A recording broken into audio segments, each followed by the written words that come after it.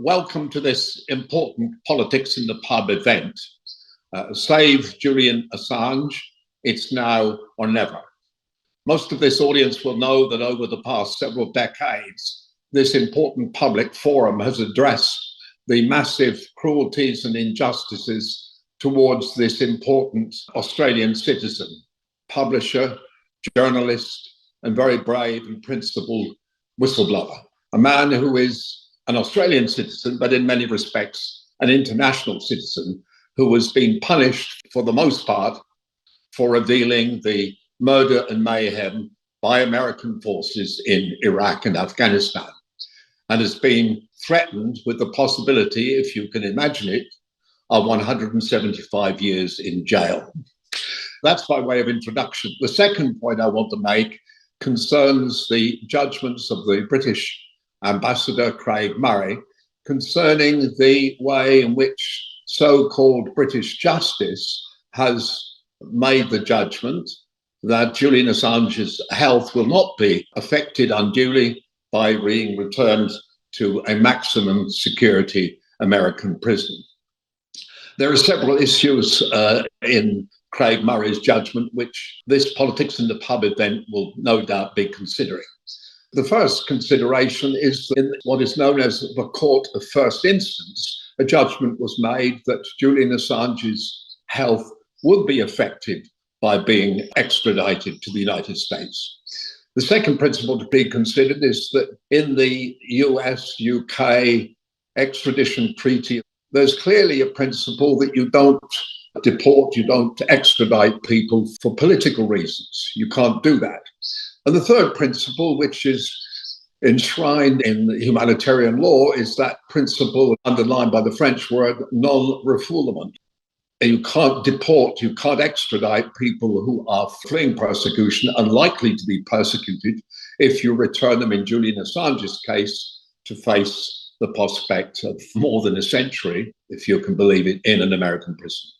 Now, all those issues have come to a head because at long last, some principled and gutsy Australian federal politicians, one from the independent Andrew Wilkie, a Liberal MP, a Green Senator, David Shoebridge, who will be addressing this meeting, and a Labour MP, have said that not only enough is enough, but there needs to be a thorough, urgent and completely independent appraisal of the risk to Julian Assange's health. Not only a risk as a result of the years of incarceration in solitary confinement in Belmarsh prison in Britain, but the risk of death, not just deterioration in health, if Julian is extradited to the United States.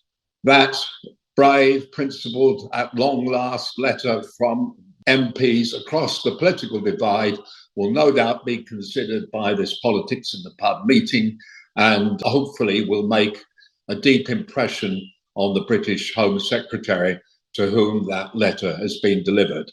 I congratulate the organisers of Politics in the Pub for taking up this important cause for Julian Assange and, frankly, for social justice worldwide.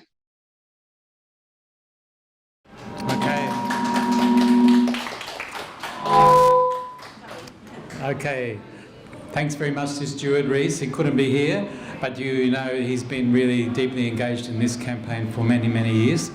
My name's Peter Murphy. I'm here for the Politics in the Pub committee. I want to start by acknowledging the traditional custodians of the land, the Gadigal people of the Eora Nation, and pay respect to their elders past and present.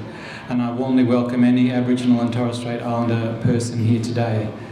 So welcome to everyone in person and online at this session at the Harold Park Hotel.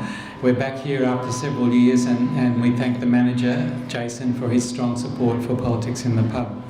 So this special event tonight is put on really by us and also Consortium News, and it's been organised now because a hearing date has been set in London for Julian Assange's final appeal against extradition within the British judicial system. It's set for February 20 and 21, and that's why we're calling tonight's event Saving Julian Assange. It's now or never. And several of the people here presenting to us tonight will be in London for that. But it's another reason why we're here now. So I've sent out to plenty of people a copy of the letter by a cross-party group of Australian MPs to James Cleverly, the British Home Secretary, requesting that he undertake an urgent, thorough and independent assessment of the risks to Mr Assange's health and welfare in the event he is extradited to the United States. Such an independent investigation should include a close review of the risks to his health, life and well-being through prolonged detention in one or more high-security US detention facilities. So tonight's panel will unpack this legal strategy which makes the health of Julian Assange the centre of the argument. Julian is an Australian citizen, a member of my union, the Media, Entertainment and Arts Alliance, as a media worker, and we at Politics in the Pub have been part of the campaign for his release from persecution for many years. Julian is a political prisoner being slowly put to death. We can all make a difference, especially when we're well informed and organised. So let me introduce the speakers we have this evening here in person and by pre-recorded video. So first we have heard from Stuart Rees. Our first speaker in person will be Mary Kostakidis. She will update us on the Assange campaign. She's an eminent Australian researcher, journalist, and a former, she was really the face of SBS to us for decades. She'll be followed by Senator David Shoebridge from the Australian Greens. He's also a former barrister with a keen legal mind, and he's the Greens spokesperson on defence issues. And our next speaker after that will come by video. It's Richard Medhurst. He's a courtroom journalist from London, and he'll be looking closely at the quality of US assurances on the safety of a previous case of a Spanish defendant. Then we have a brief presentation by Dr. Arthur Chesterfield-Evans, a former surgeon and a former member of the New South Wales Legislative Council. Arthur will explain the specific health challenge that Julian Assange could face if extradited to the USA. And our final speaker by video is Mr Joe Lauria. He's the editor of Consortium News and a former Wall Street journalist, correspondent, and also for other mastheads at the United Nations for 25 years. So we've asked the people on video to be short except for Richard Medhurst. But Mary and David Shoebridge and Richard will be speaking for up to 15 minutes each. And when these presentations are complete, we will have a 10-minute break for drinks. Then we will move to the question and answer session. We'll finish at 9 o'clock or when the last question has been dealt with.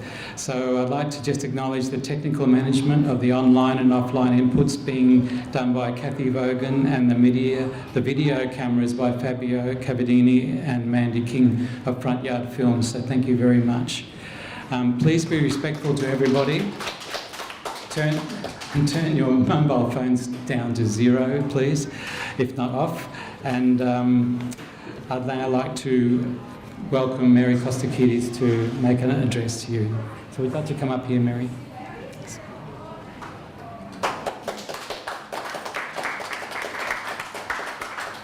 Thanks everyone, and thanks to those of you joining us online. I'd like to speak about 3 things tonight.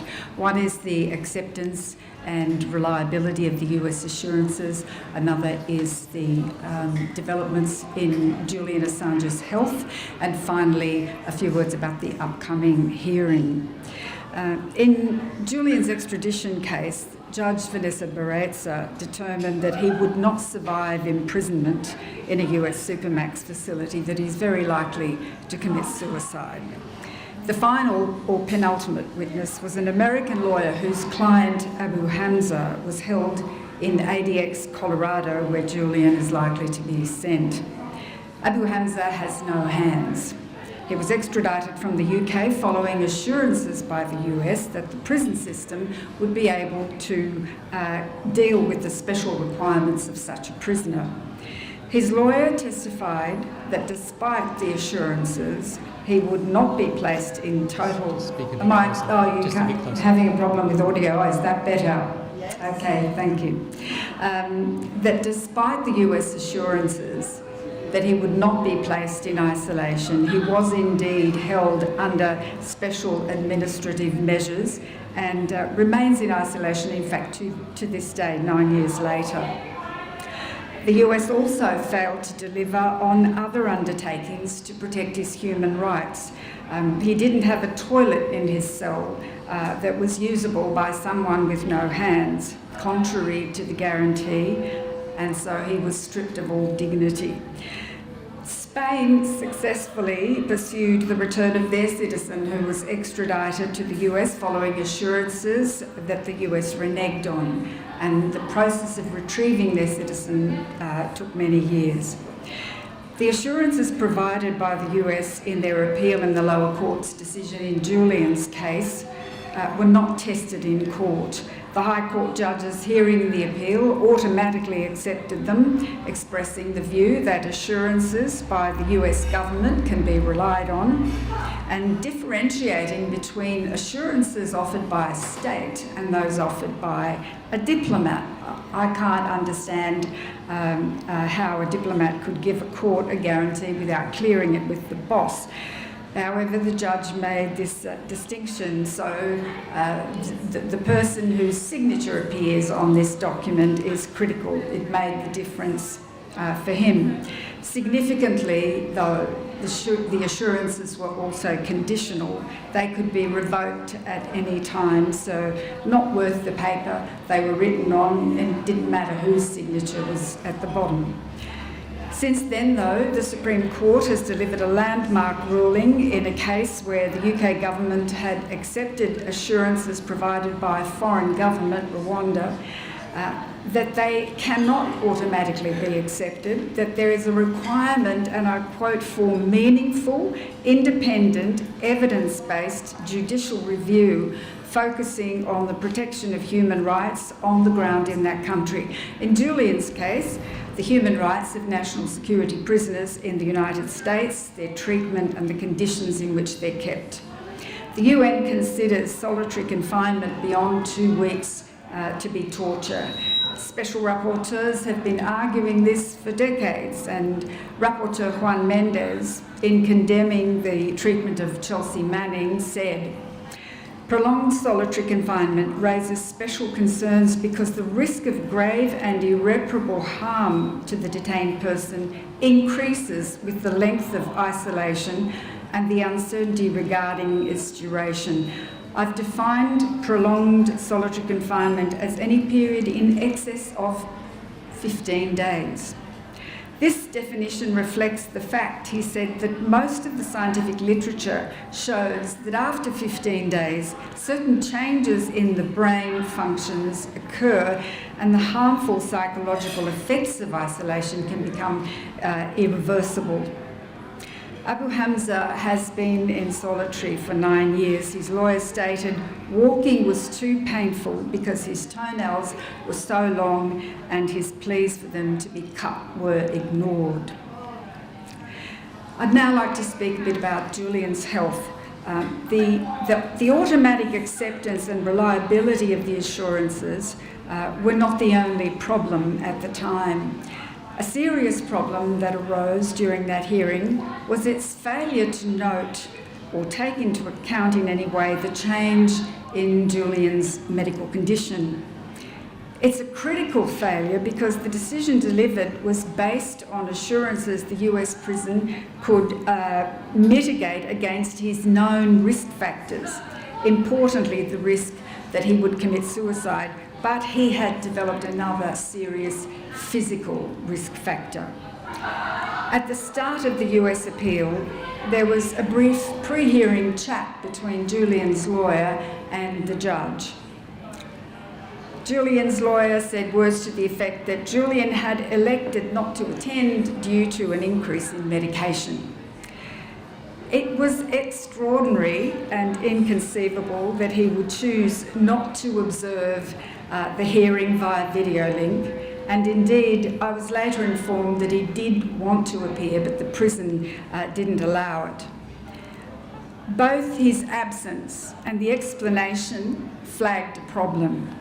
He's never missed a hearing. He has always struggled to engage with the drama in the courtroom, despite enormous challenges such as not being able to talk to his lawyer in court or even attract his lawyer's attention, and despite medication and despite deteriorating health, which has been so thoroughly documented by UN Rapporteur Nils Melzer. And secondly, why was he so heavily medicated so as not to be able to sit in the video link room in Belmarsh? What had necessitated the increase in medication? This is directly pertinent to the decision the court had to make, but I had no question from the judge about it, and the hearing proceeded. Then, remarkably, sometime into the hearing, Julian appears. We journalists observing could see him in a thumbnail on our screen. He would have been able to see the judge, and people in the courtroom would have been able to also see him on a monitor. He looked mighty unwell, not only drugged. He had to use his arm to prop up his head, but one side of his face was drooping and one eye was shut. During these hearings, we were given very occasional glimpses of the defendant, and very brief glimpses. So I asked the video host if he could please give us a longer look at the defendant, because he seemed unwell, and other journalists also asked, and the host obliged, and we were shown Julian more often and for longer than in any other previous hearing. So after the bizarre news that Julian was not going to attend his own hearing, the second thing that was inconceivable is that given his condition when he did appear, there were no questions, there was no adjournment. No one was perturbed by his state. Julian persisted in his attempt to focus and was clearly having great difficulty. He eventually gave up, stood up and moved away from the monitor camera. The public learned some 9 weeks later, and days after the judgment came down, clearing the way for his extradition, that he in fact had had a transient ischemic attack, a minor stroke, often a precursor to a major catastrophic one, and when prompt access to an MRI machine would be vital if his life were to be saved, should he have a second stroke. I don't know whether it's known when exactly Julian had the stroke. Was it before the hearing? Was it during the hearing? Why was he so heavily medicated? The assurances accepted took no account of this, though the court's decision was handed down long after he had the stroke and around the same time that it was finally diagnosed and made public. One final remark about that hearing. One of the two justices, Judge Ian Duncan Burnett, was the Chief Justice of the High Court at the time. The decision he had made in the case of Laurie Love was considered a precedent where the extradition of a UK citizen to the US was prevented on the basis of his medical condition. This engendered, of course, a little hope that this judge may not reverse the district court's decision in Julian's case. But as law professor Nils Melzer remarked, you don't need the Chief Justice on a case where he's already set a precedent that can be followed. But you do need him if his precedent is to be overturned. Throughout the hearing, the Love decision loomed large in our minds, and Laurie was present in court. but we realised this path was a dead end when it was finally raised by Julian's lawyers. The Chief Justice was quite dismissive. Oh, but that was an entirely different case. He had eczema. The realisation struck us that the difference between being extradited or not was eczema. And there'd be no joy for Julian in this court, despite the marked deterioration in his physical and psychological health. Julian sought leave to appeal the decision of the High Court to accept the US assurances in the Supreme Court, but that court's determination was that there were no arguable points of law. Now I'd like to say a few words about the upcoming hearing. In 3 weeks, a panel of 2 High Court judges will decide whether Julian can appeal the decision to extradite him. The purpose of this hearing is to rule on whether Julian can appeal both the Secretary of State's decision to extradite him and Judge Baraitse's decision on the basis of all the grounds he argued which she didn't accept. The reliability and adequacy of the assurances that have not been tested in court, and now the medical condition for which they were furnished has changed, and in the meantime there's been a landmark ruling by the Supreme Court in another case regarding the necessity of judicial review of foreign assurances. The letter to the Home Secretary from across party group of our parliamentarians is an important and timely one, and I know David Shoebridge is going to be talking about that to you shortly. Julian has made an application to attend this hearing personally, in person rather, so that he is able to communicate with his lawyers. We don't know whether the judges will make an immediate decision at the conclusion of the 2-day hearing or reserve their judgment. If Julian wins this case, then a date will be set for a full hearing. If he's denied the right to appeal, then that exhausts further appeal avenues at the domestic level. He can then apply to the European Court of Human Rights, which has the power to order a stay on his execution. This is referred to as a Rule 39 instruction, which is given only in exceptional circumstances. It may by then, however, be a race to lodge this appeal before he's bundled off on a plane to the United States. And in closing, I just want to say that if Julian is extradited and the US is successful in prosecuting him, though he will not receive a fair trial there and unlikely to receive constitutional protection, that protection that's offered to US citizens, it will have redefined investigative journalism as espionage and demonstrated that US law, US domestic laws, but not protections, apply internationally to non-US citizens. And it will have cost Julian his freedom and quite likely his life. Thank you.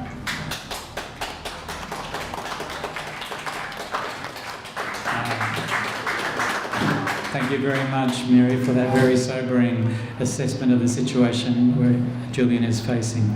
I'd now like to ask Senator David Shoebridge to come to the microphone. Thanks.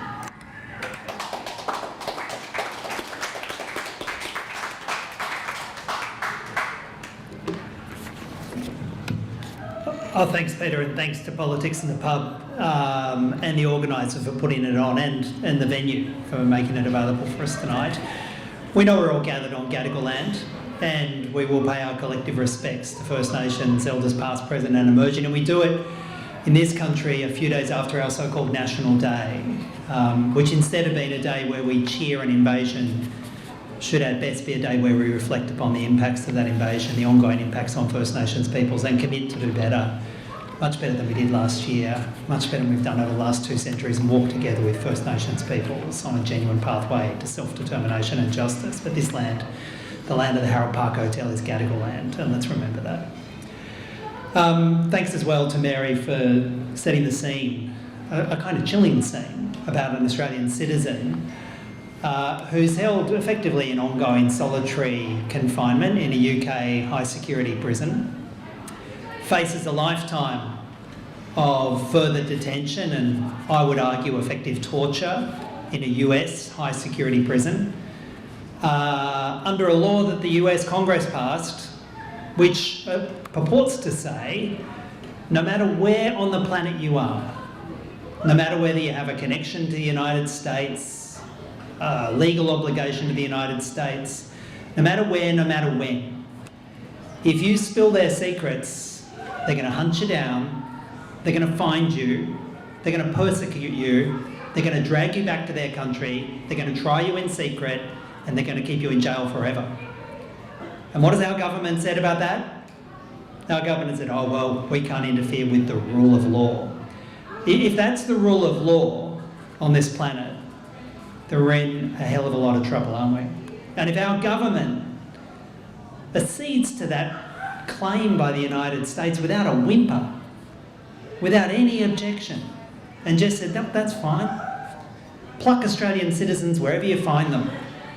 Try them in your effective military courts and jail them forever for spilling your secrets. We're fine with that. Could you imagine a sort of more supine relationship between Australia and the United States? Well, I can't. It kind of demonstrates the problem of the relationship. It demonstrates why we're in a $368 billion hole with AUKUS. It demonstrates why we're joining them as best as they can to bomb people in Yemen. It demonstrates why we say nothing about the genocide and the violence in Gaza. It demonstrates why we have a big job to do here in this country to change our government and to genuinely have an independent and principled Australian foreign policy. But if we could go back to Julian, what is Julian's actual crime? What is the crime that the United States has identified in their judicial overreach in this case? Well, the crime they've identified is that Julian did spill the secrets. He told the truth. And the problem we're talking about Julian Assange is how far back in time do you go to sort of ground the merits of the case? Well, I suppose you go back to the Iraq War and you think about the vicious, brutal crimes of the US-occupied military. They're shooting dead Reuters journalists, capturing it on film, killing the rescuers, doing it with a kind of brutal indifference and capturing it on film. And Julian's crime wasn't the killing or the brutal indifference or the rules of engagement that let that happen or the system that permitted that invasion. Julian's crime is telling us about it. And the same about the cables that went back and forth that showed the true underbelly of the US international and foreign relations, about how it was about self-interest and power, not about truth and justice in the American way. And his crime was telling us about it. And embarrassing and spilling the secrets of the United States. And that's what he's charged with, and we should always remember that. And if you're ever wondering about why we're all so head up about this, well, in a world that's spinning into yet more Western-driven conflicts, not all, but many of them Western-driven conflicts, in a world that seems keen to follow the United States into a war in the Middle East or a war in the South China Sea, surely more than ever we should be prizing, not punishing those who tell the truth about it, and allow us to see a different way forward that doesn't involve us as the Deputy Sheriff of the United States in their endless, endless wars. Of course we should. But why don't we just roll through now to September of this year. And in September of this year, I had the benefit of going on a cross-party delegation to the US to speak directly with members of Congress over there, senators and House of Reps alike, with a, let's be clear, a kind of rainbow coalition of Australian politicians, all the way from Barnaby Joyce on one side to Monique Ryan and myself and my good friend Peter Wish-Wilson, a Green senator from Tasmania, as well as Labor MP Tony Zappia. And although we came from very different political backgrounds, and Barnaby Joyce himself says he doesn't much like Julian Assange, but partly for the reasons that I articulated about US overreach. He said, well, surely our government should be sticking up for that and saying that shouldn't happen. Barnaby and I are like a 12-hour clock. We agree once a day,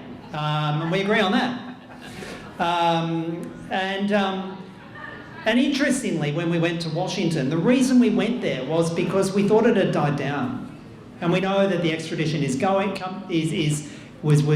coming to a head of steam. There was a chance that the proceedings in the UK could have come on at the end of last year. And we wanted to talk across Congress. Didn't matter whether they were Democrat, Independent or Republican. Didn't matter if they were far right, far left, middle. We wanted to talk with members of Congress. And interestingly, with the Rainbow Coalition that we took over there, we kind of had somebody who could talk to anybody in Congress, and that kind of helped. And I've got to tell you, from the far right of the Republicans to the very progressive left of the Democrats, there was real buy-in in this, and a real acknowledgement about the unfairness, and a real acknowledgement from the US of two things, I thought. From the progressive left, many of the issues that I've spoken about telling the truth, about being honest about US war making, and being honest about the way the world operates. And from the right, a very real engagement with Second Amendment rights. You know, the First Amendment rights, the right to speak the truth, the right to hold governments to account without being put in jail about it. And there's a very real argument at the moment about whether or not those First Amendment rights apply to a foreigner. And the US administration is saying, oh, First Amendment rights only apply to US citizens and they can do whatever the hell they like with foreigners. And in a world of global media, in a world of global accountability, I can tell you that causes a lot of angst to many politicians, left and right, in the United States. So, having undertaken that trip, and I want to credit the Assange campaign for funding that and making it possible, having undertaken that trip, we thought, well, have we started a bit of a fire there? You know, have we started some spot fires about it? And I'm pleased to say that we have, because it was in November that we saw two of the representatives that we caught up with. One, a moderate Republican, Jim McGovern. Some people might call him a progressive Republican. It depends where you call him from Australian political spectrum or the US, but Jim McGovern and Thomas Massey, a Republican. They pulled together a public letter, an open letter to the Biden administration, which ended up being signed by 16 members of Congress, and again, from across the political spectrum, saying to the Biden administration, First Amendment rights here.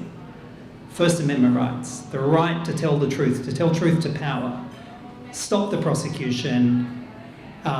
This is an independent journalist trying to be a journalist, and that should not be a crime under United States law. Pull the prosecution. And they followed that up with a resolution in December that's been put to the floor of Congress. Now, interestingly, while this was all happening, US politics was in a complete whirlwind. They were throwing out speakers, they weren't passing budgets, they were engaging in some pretty brutal domestic politics. And pretty much nothing was uniting United States politics. So I think we should reflect upon the fact that there's now this issue of Julian Assange actually uniting US politics from progressive to Republicans. And the Biden administration is looking increasingly vulnerable in their ongoing prosecutions. And that's been followed up by yet more representations in January. Again, cross-party representations in Congress putting Biden on the line. So plan A is to get the United States to pull the prosecution, to acknowledge that there'll be ongoing domestic grief to the Biden administration if they continue, and if there is a change of administration, that will pull in and stop the prosecution. That's plan A, to end the prosecution from the US perspective. But plan B is to kill the prosecution off in the UK.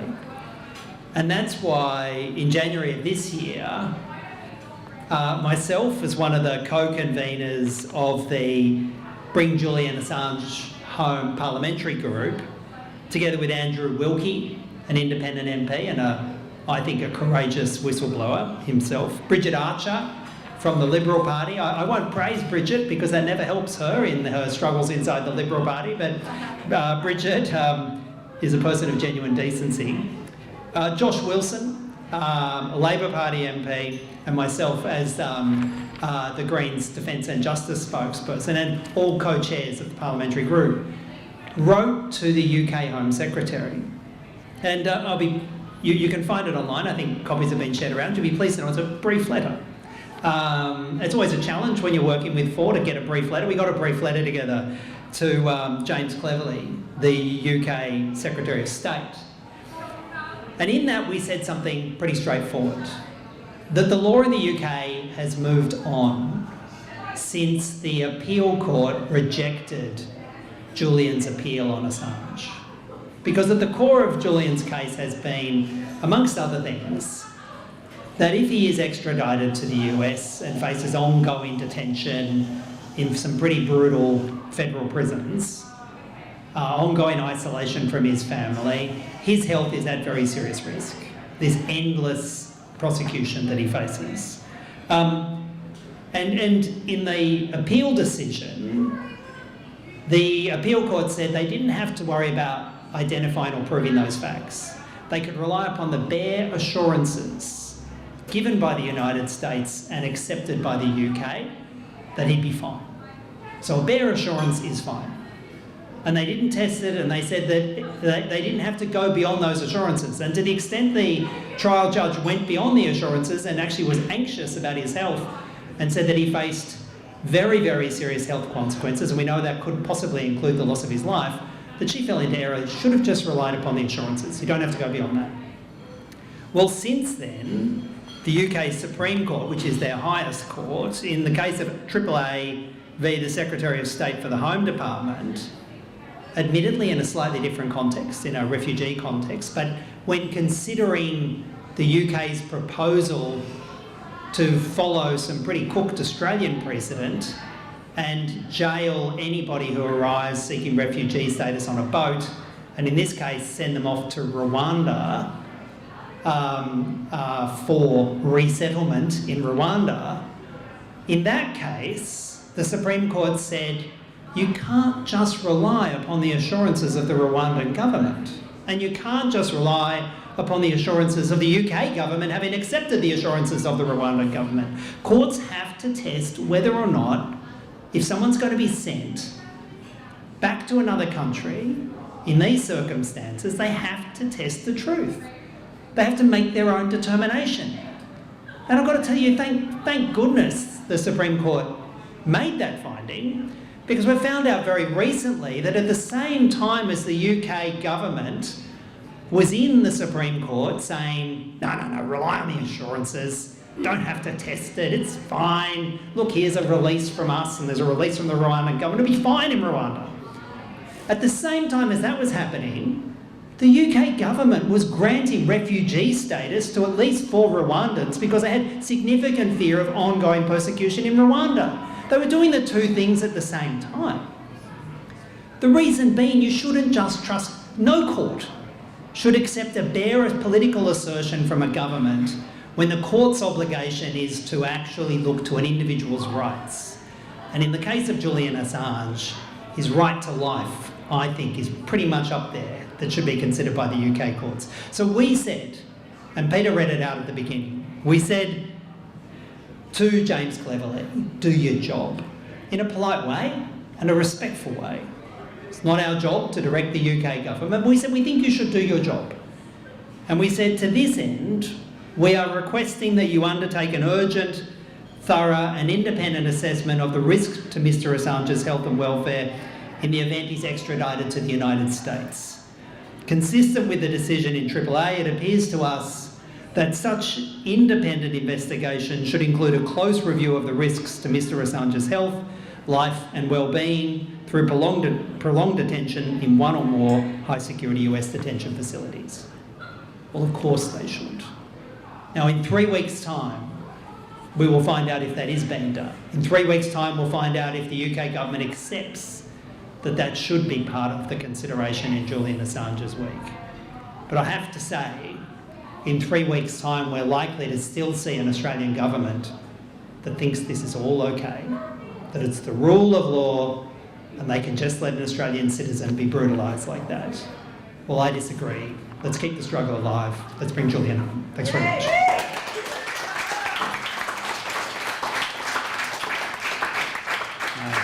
Thank you very much, David. Let's keep this fight up. We were to have a video presentation from Jennifer Robinson that was advertised, but for health reasons she wasn't able to do that.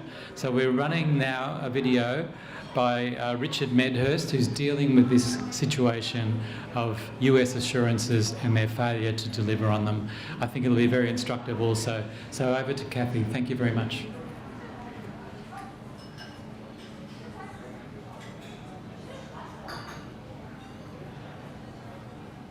I was covering Julian Assange's High Court appeal, and the lead prosecutor, he told the judges, the United States have never broken a diplomatic assurance, ever.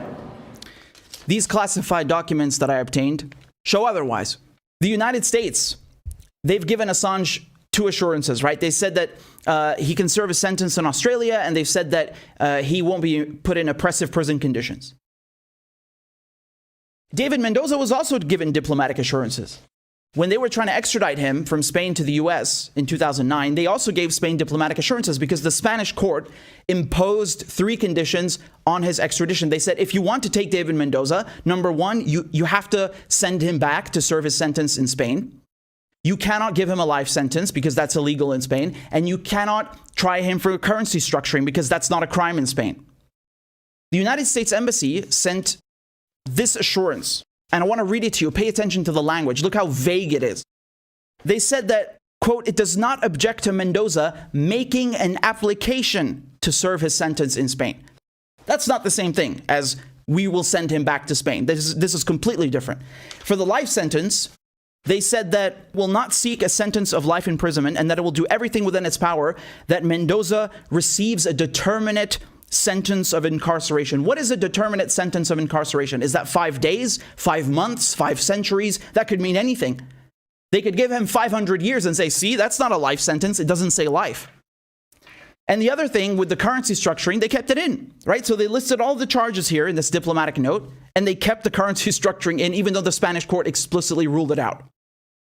So Mendoza and his lawyer, I mean, they were immediately alarmed by this. They took it to court. And they said, you got to give us something better than this. What the Spanish court came up with, they made this contract. This is the acta de entrega, or deed of surrender. When Mendoza was extradited, when he was on the tarmac about to get in the plane with the US Marshals, this deed of surrender was signed by Spain, by David Mendoza, and by Kimberly Weiss. And Kimberly Weiss works at the US Embassy in Madrid. So she signed this on behalf of the US government. And what does it say? It says that David Mendoza is surrendered to the US authorities in accordance with what was stipulated by the Spanish National Court. That means when you sign this, you agree to send Mendoza back to Spain to serve his sentence. You agree you cannot give him a life sentence. You agree you can't try him for currency structuring. It's as clear as day. So even if these assurances are vaguely worded, this deed of surrender certainly isn't. This is a very clear, cut and dry contract. And just to make sure that there's no misunderstanding, the last sentence says, signing those present as proof of agreement. The US signed it, Spain signed it, and David Mendoza signed it. So he gets to the US, they extradite him in April 2009, and then they give him 14 years. And at sentencing, Mendoza says, you need to send me back to Spain because that's the agreement. And the judge tells him, well, you can't make any claims because you're not a signatory of the extradition treaty between Spain and the US, which is a ridiculous claim because obviously countries, governments sign treaties together, not natural persons. So obviously Mendoza is not a signatory, but that's what they told him. They said, go to jail, and when you're in jail, you can make an application for a treaty transfer. So he goes to jail, he makes the application, 8 months later, they deny him. There's a document from the US Department of Justice denying his application in 2010. Mendoza applied 3 times. 3 times he applied to go back to Spain, and 3 times they denied his application. They violated the diplomatic assurances. They violated the acta de entrega, the contract that they signed with Mendoza and with Spain. So they kept Mendoza for 6 years and 9 months. And after the first denial, Mendoza, he realized the US is not going to give him any justice. He needs to go sue Spain for not enforcing the conditions, for not pressuring the US to send him back. So he goes and he sues Spain in the Supreme Court for violating the conditions of his extradition, for violating his human rights. 2 cases. And he wins them both at the Supreme Court. And the Spanish Supreme Court said to the Spanish government, if you don't get Mendoza back, we will suspend the extradition treaty. And one judge was very sympathetic to Mendoza, anonymously sent him the acta de entrega, the deed of surrender. So now Mendoza had a document proving that he signed a contract with Spain and the US. Because let me tell you something, he knew this paper was there and they wouldn't give it to him. He made a Freedom of Information Act request in the US, and you know what they told him? They said, you can't have it because it's classified and you're not privy to diplomatic communications, even though he read it and signed it. And instead, they gave him a copy of the acta de entrega without his signature, so he can't go to court and contest the United States for breach of contract for non-compliance. I mean, this is really some banana republic stuff, right?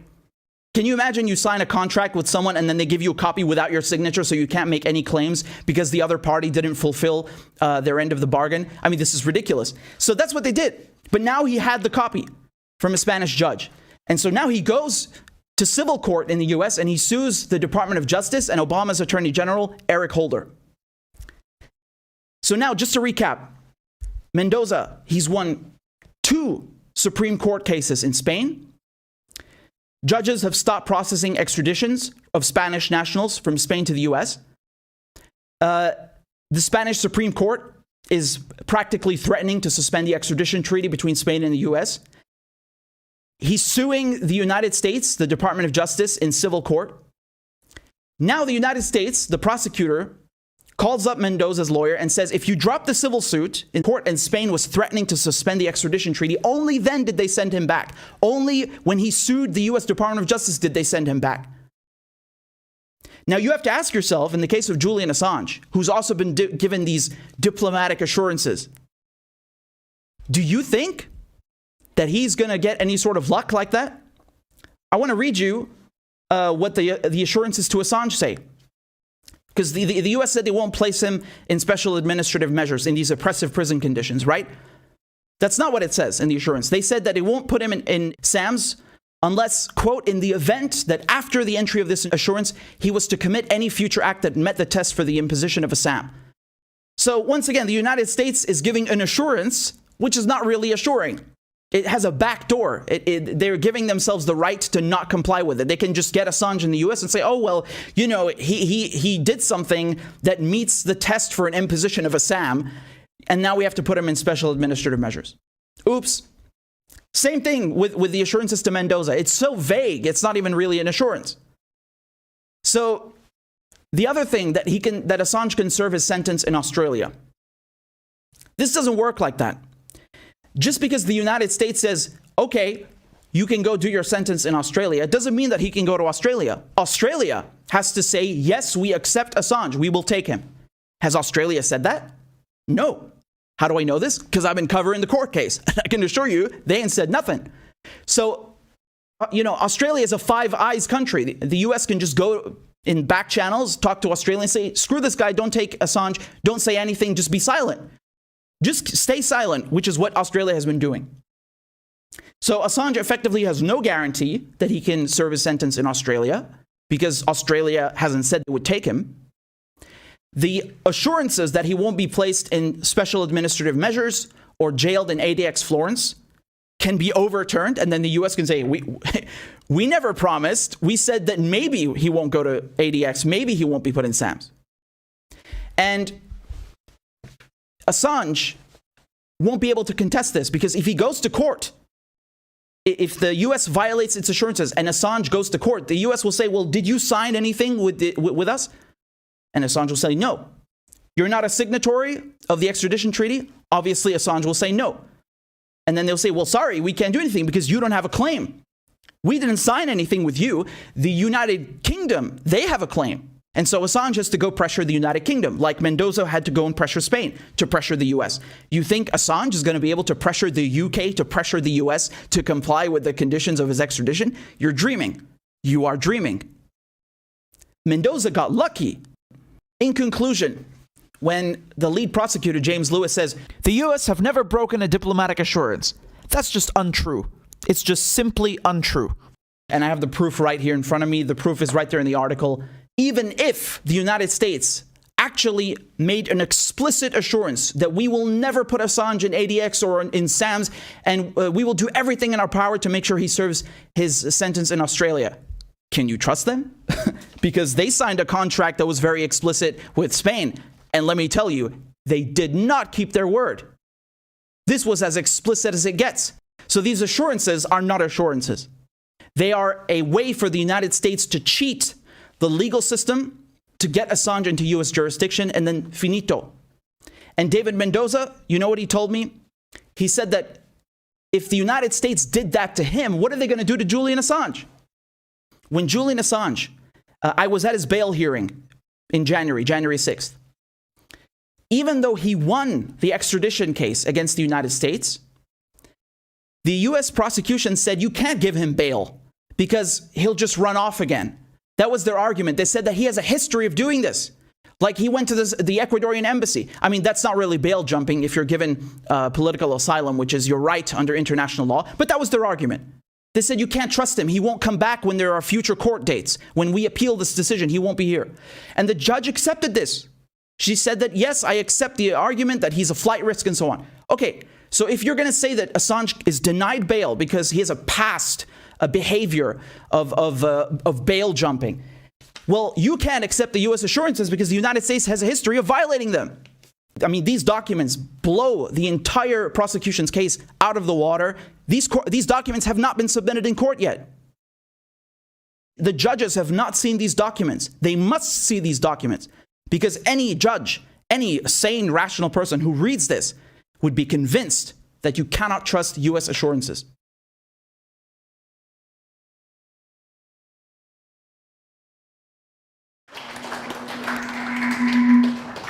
So Richard Medhurst is a dynamo. It's great. So the case is rolling out. I'd now like to...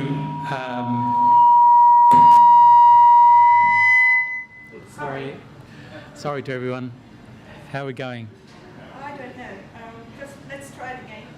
Okay. I was going to ask Arthur Chesterfield-Evans to come to the microphone, which is now working, thank you, to really, put the spotlight right on that issue of the risk that Julian Assange would face on his health if he was put in that US prison that we're all talking about. So Arthur, here you go. Thanks, Peter. I'm not a world expert on strokes, but I just want to give some medical common sense, really. If you've got a fridge magnet about strokes, you'll see the slogan is FAST, which stands for face, arm, speech, and time. As you may know, if you have a stroke, the bottom half of your face sags, particularly the corner of your mouth, because the nerves keep the smile up. Your arm on the other side usually is the one that's weak, weakness on the other side, and your speech gets slurred. And these are the three key symptoms.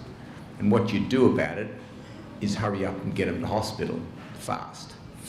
Face, arm, speech, and time, right?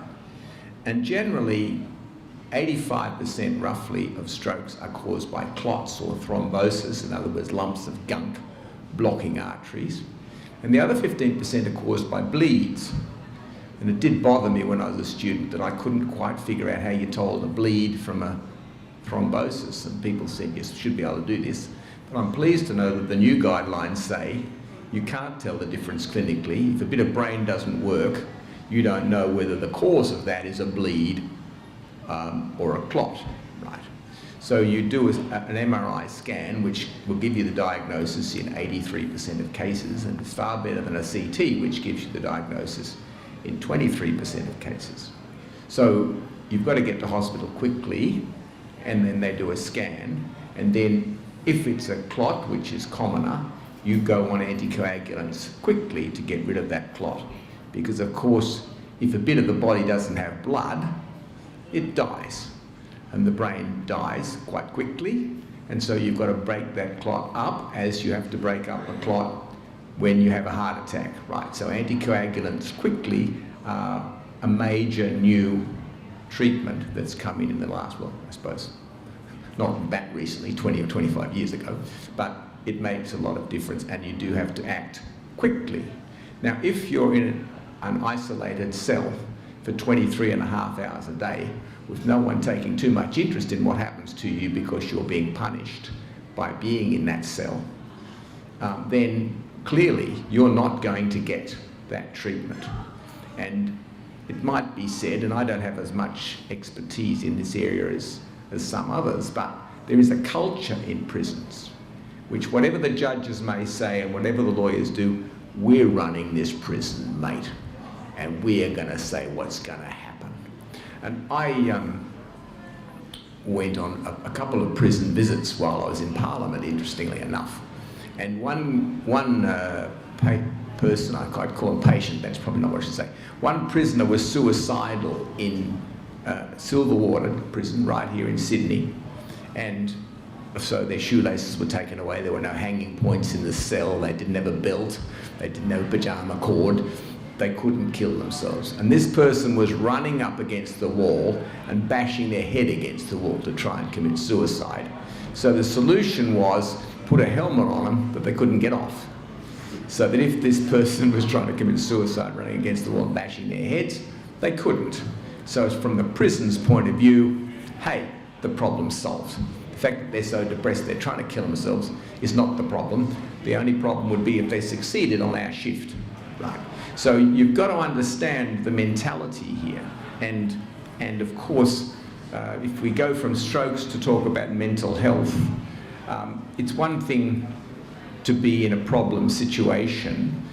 If, for example, you're Ukrainian and the Russians attack you, you're in a bad situation, but the whole country's in the situation and you can understand what's going on.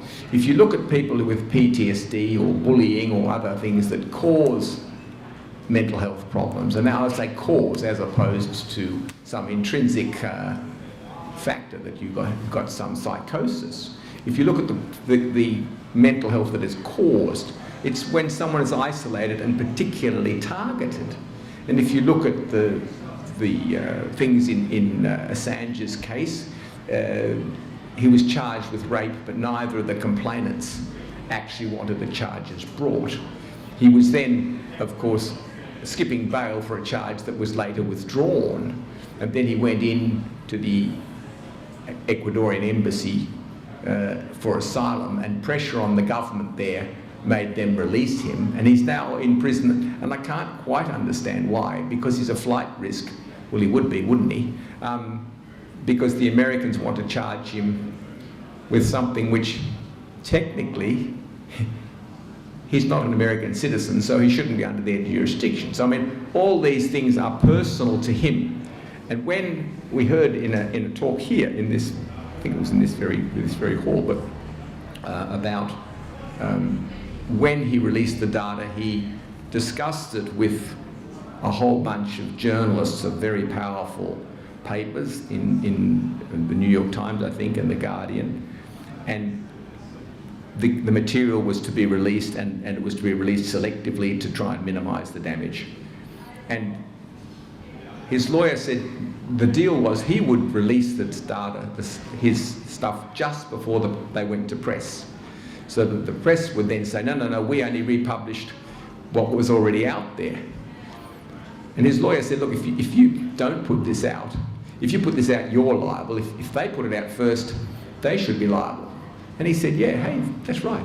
So, of course, the press rang him up and said, hurry up and put this out, mate, hurry, you've got to beat us. And he said, no, I'll just let you guys go first. Well, of course, they couldn't stop the presses. The presses were rolling, the timetable was there, the trucks were ready to deliver the papers. So, of course, he held it back a bit, and in fact, he wasn't the first to publish the stuff, right? But he's the one targeted. All the newspaper editors never even criticised, and God knows they haven't been too supportive of him, have they, despite the fact that he gave them all those stories. So in terms of personal stress, that was before all these solitary confinements he's been in, and the massive threats, and the assumption that the British would stand up for justice even when the Americans leaned on them. And the Swedes, of course, buckled very easily and conveniently. He assumed that justice would succeed. So his personal thing, quite apart from the personal level, being kept for 23.5 hours in solitary confinement, the whole element of trust that you have of the world has been demolished for him personally. So if you look at the mental health stresses that he's put under, nothing I'm saying is brilliant, but you just have to bring the elements together and recognise what they're doing. So he has grave danger from a stroke point of view, and I believe immense danger from a mental health point of view. And we have to remember this guy's a human being who's done good for humanity, and we have to base our appeal on that.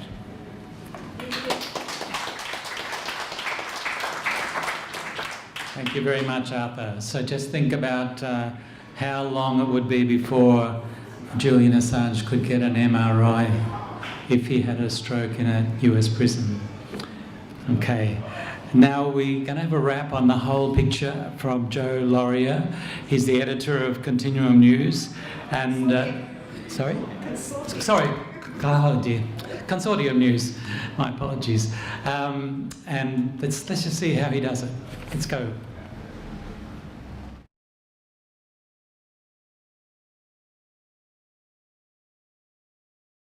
Thank you for inviting me to speak to this important event tonight. I'm in London, having last Tuesday attended John Pilger's funeral.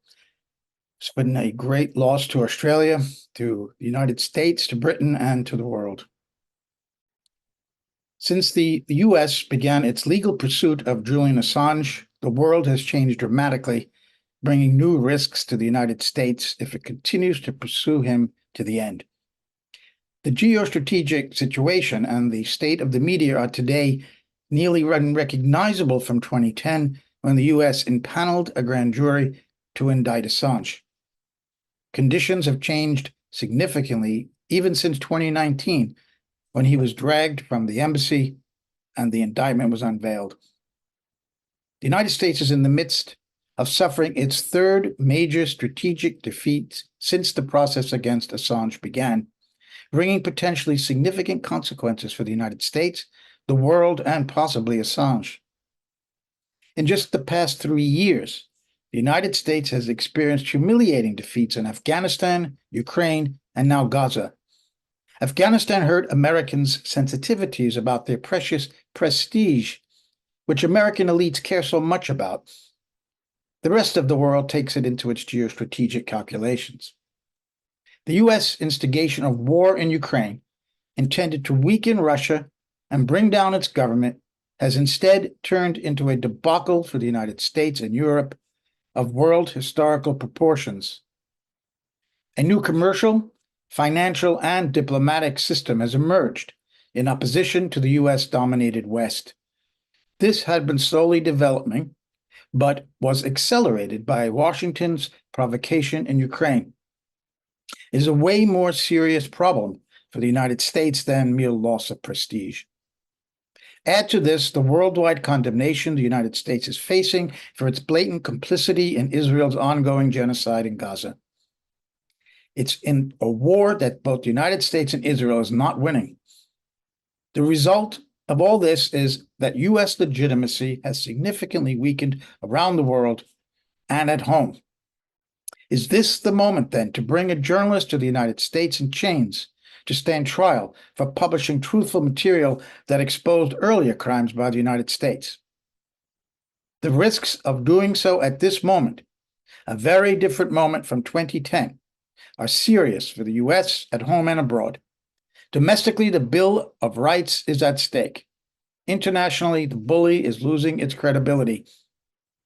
This is seen in the forthrightness of some world leaders, particularly in Latin America, who, in the spirit of this new non-U.S. world, have confronted the United States on its treatment of Assange and have demanded his release. The established media, which by definition runs cover for the U.S. to commit crimes and abuses wherever its interests are challenged, is suffering its own precipitous loss of legitimacy. The spectacular growth of both social and independent media's influence since 2010 has helped create a worldwide movement in defense of Assange and the basic principles of a free press. The question is, how aware is the Biden administration of this new world, and how will it react? At a certain point, U.S. hubris and intransigence would seem to be headed for collapse. But until then, Washington will no doubt double down in denial and in vengeance. It's not giving up in Ukraine nor in Gaza. The neocon grip on power in Washington over the realists remains. Will the extremists remain ascendant on Assange too? In December 2010, Vice President Joe Biden told the television news show Meet the Press that the Obama administration could only indict Assange if they caught him red-handed stealing government secrets and not receiving them passively as a journalist. The Obama administration concluded he was acting as a journalist, even if they refused to call him one and didn't indict him. So what changed for Biden? Why does he persist in this prosecution begun by his mortal enemy Donald Trump and Trump's CIA director Mike Pompeo? The indictment until today still only deals with events in 2010. Nothing has changed legally, but everything has changed politically for President Biden, the head of the Democratic Party, with the 2016 DNC leaks and the CIA Vault 7 releases the following year. Biden would have hell to pay from the DNC and the CIA if he dropped the case. Still, he's probably not so foolish to want a shackled journalist showing up on U.S. shores to stand trial in the midst of his re-election campaign. The High Court here in London has been good at dragging things out and could easily do so until after November. The Assange case is thus a centerpiece of this global challenge to U.S. dominance that did not exist in 2010.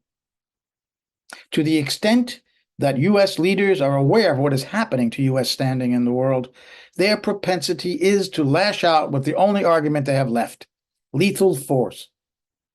In Assange's case, it is legal force with lethal consequences.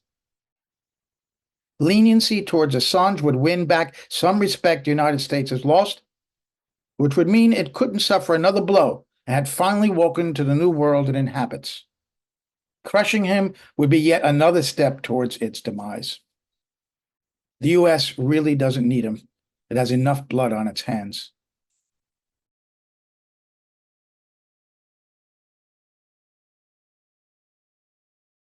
Thank you very much, Joe Lauria.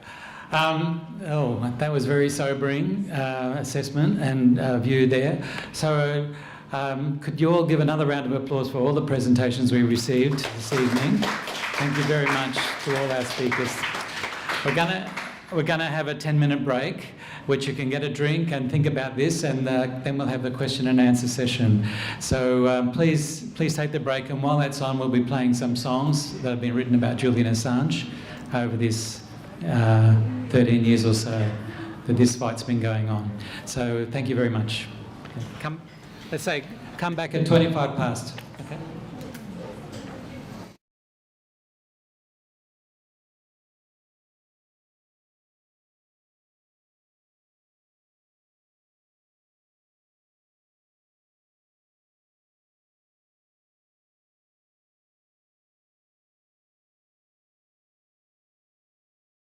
I was set up, my credit was gone. I was a patsy in a world gone wrong, because I revealed that the truth was a lie. Though I committed no sin, I committed no crime. So they locked me away and buried the key, so that the world would forget about me. Now I'm the boy in the bubble, I'm the link in the chain, I'm the cause and the trouble that's bringing you pain.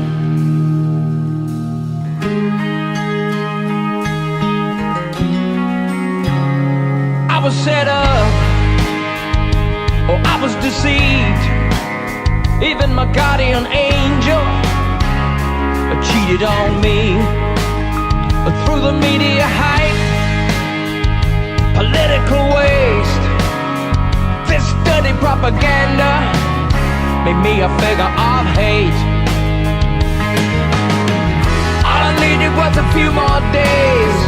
All I needed was a friendly face. All I needed was a distant hope, not a hopeless dream going up in smoke. All I needed was the air to breathe. All I needed was your belief. I wasn't looking for to change the world, to make my name or to fill my purse. Now there's no time to live. No rail for the peace train on a broken bridge. But when the battle's over, when the fear recedes, you'll see that your demon was just a little old me.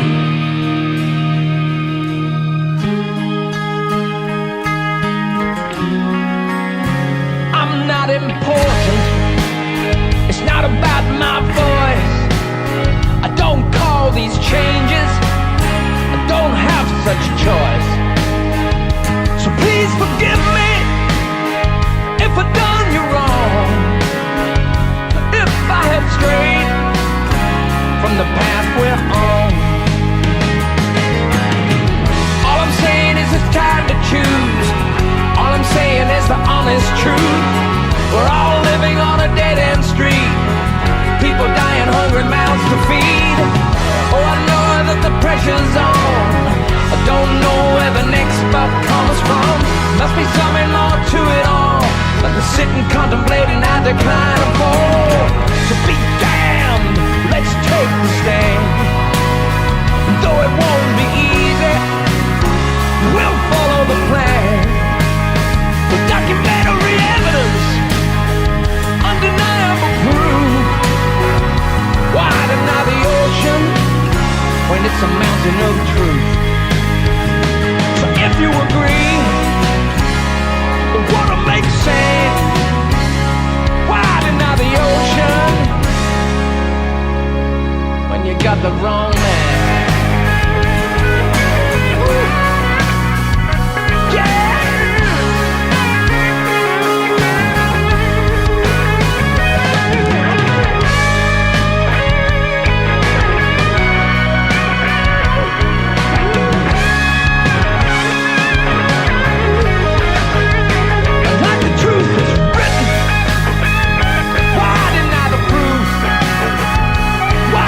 The evidence, it's the burden of proof. But just for a moment in time, the truth comes out, the world will be fine. But if you're looking in the ocean, why deny the same? You're looking in the wrong place.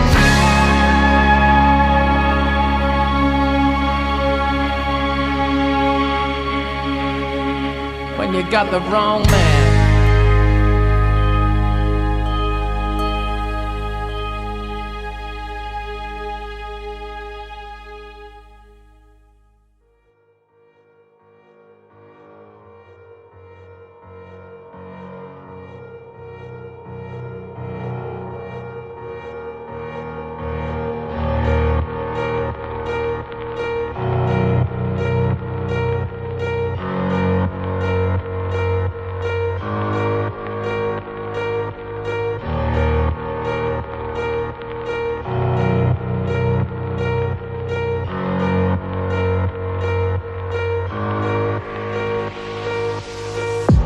Dreams, I walk free in the city streets. 2,500 days plus 50 weeks, doing hard time for these WikiLeaks, trying to bring the truth out. Man, it only gets you heat, and then they gag you.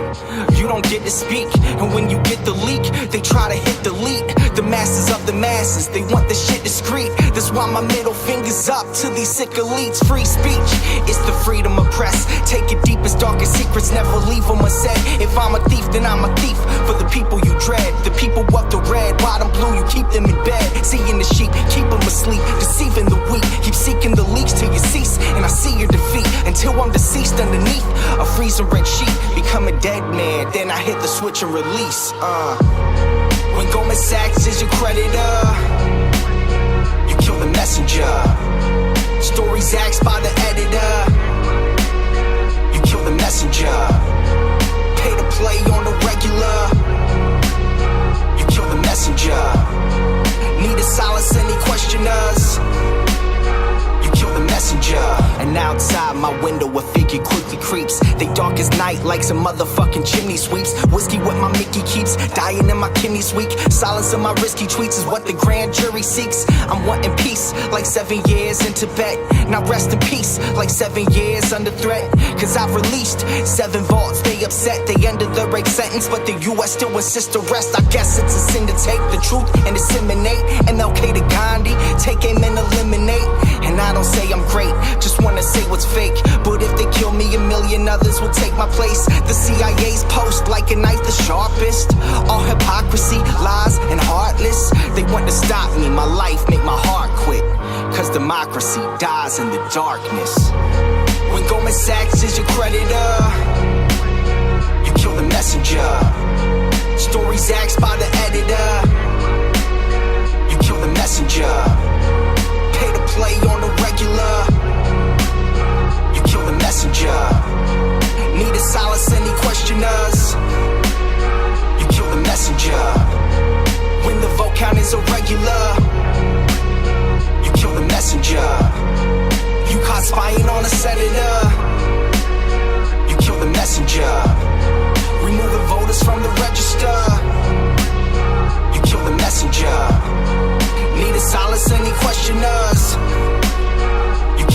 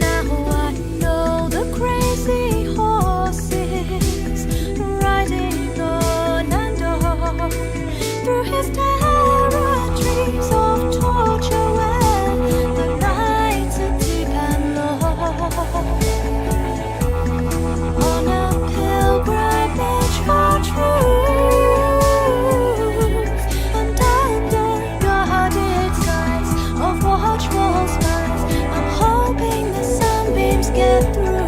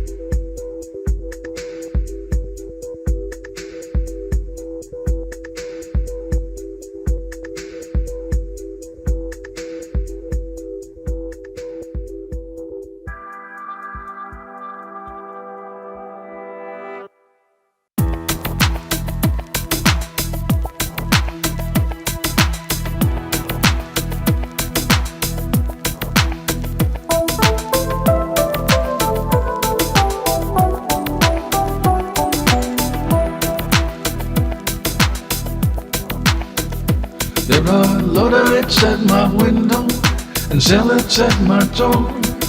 The FBI is on the case, their bugs are in the floor. The network bands across the street, their cameras on my crotch. The governments are grinding gears, their leaders are distraught. Where there are no secrets, no one can lie. Where there are no liars, no one needs to die. Where there are no secrets, no one can conceal anything they know is fake by claiming it is real. Where there are no secrets.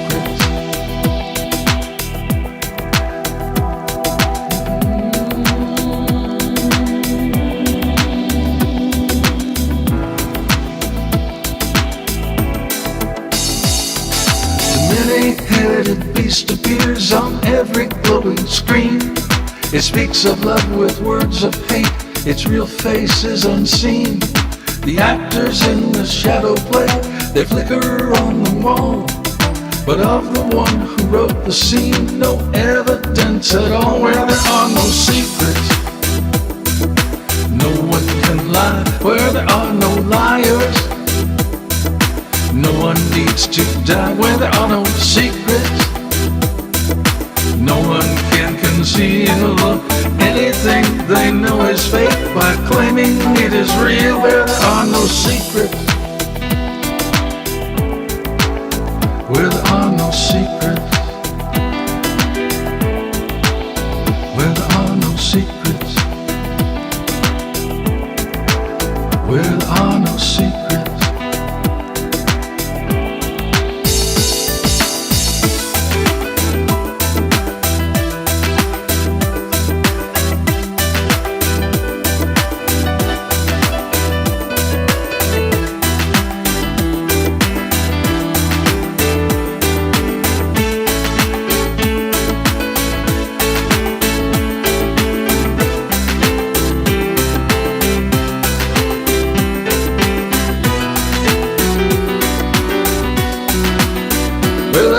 Secrets,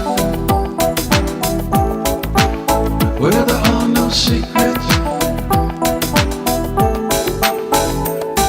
The spirit of the age steps up and throws a screaming fit, because it looks like everyone is getting over it. The money that was made on fear is spent on hiding guilt, while we stand in the rubble of the wall that distrust built. Where there are no secrets, no one can lie. Where there are no liars, no one needs to die. Where there are no secrets, no one can conceal anything they know is fake by claiming it is real. Where there are no secrets, where there are no secrets, where there are no secrets, where there are no secrets.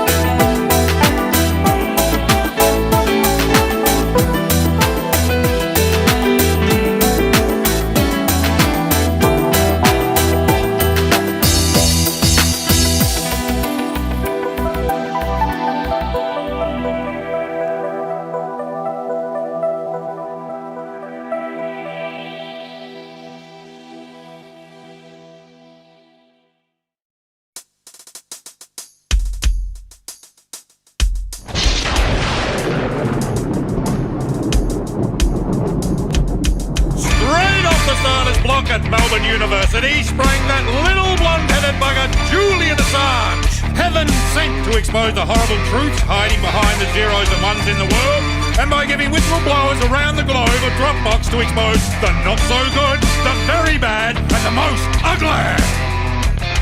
And boom! Boom went Julian. Boom! Boom went Julian. Boom!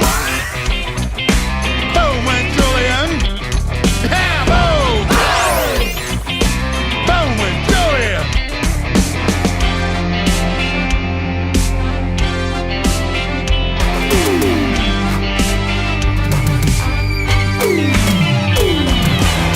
While in the UK, the little bugger retreated to the Ecuadorian embassy to avoid the great noose of the global warlords.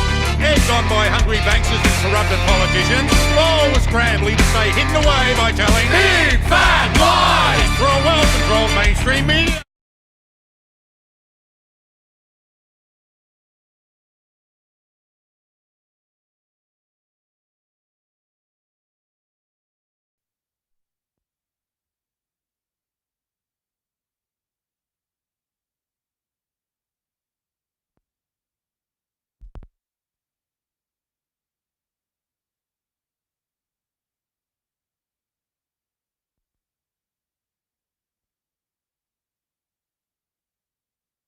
Enough blood on its hands.